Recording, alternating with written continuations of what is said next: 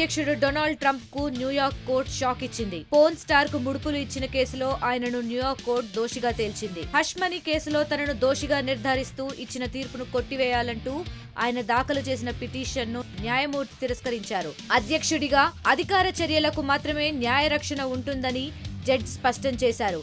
2016 అధ్యక్ష ఎన్నికల్లో porn star Daniels తో తనకున్న సంబంధం బయటపడకుండా ట్రంప్ ఆమెకు ₹1,10,00,000 ముట్టజెప్పారని ట్రంప్ పై ప్రధాన ఆరోపణ.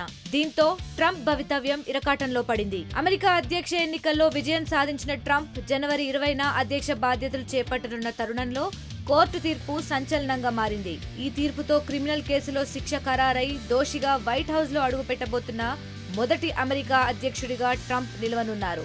అయితే హష్ మనీ కేసులో ట్రంప్ అప్పీల్ పై జ్యూరీ విచారణ ఇంకా పెండింగ్ లోనే ఉంది. మరిన్ని వీడియోస్ కోసం ఛానల్ ని సబ్స్క్రైబ్ చేయండి. లేటెస్ట్ అప్డేట్స్ కోసం వాట్సాప్ ఛానల్ ని ఫాలో అవ్వండి. ఆ లింక్ డిస్క్రిప్షన్ లో ఉంది.